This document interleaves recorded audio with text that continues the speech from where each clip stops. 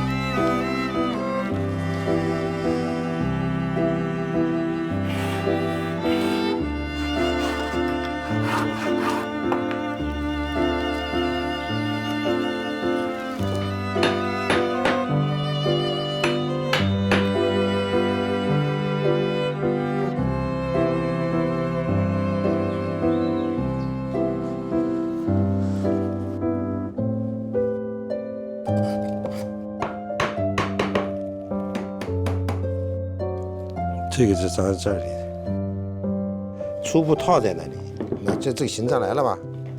为了保持活力的动感，郑爸爸将雪橇设计成了整体倾斜，也因为都是斜角，让榫卯的制作难度增加了许多。就这样吧，好了。而郑妈妈则更关注乘坐的舒适度，找出家里的老粗布，给雪橇做了一个软垫。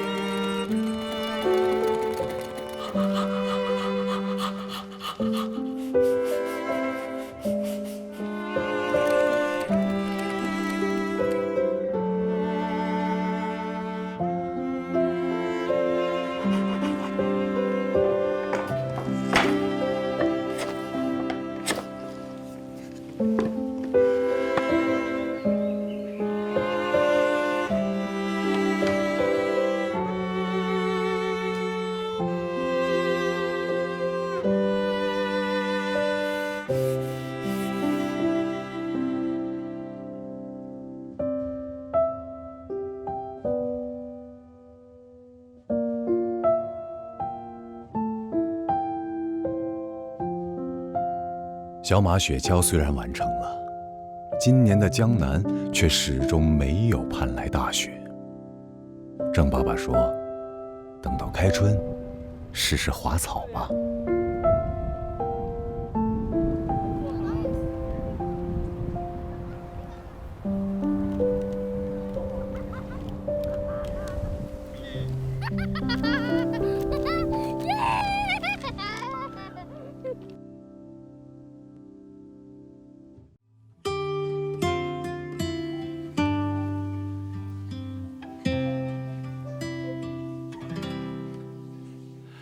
让我再看你从暖风到雨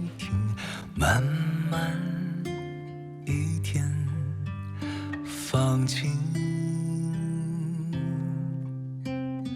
梦在小屋里，从陌生到熟悉，静静时光回忆。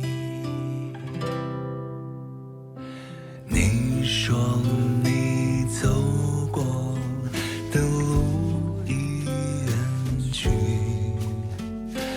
孤寂的，迟疑的，唱一首关于生活的歌曲。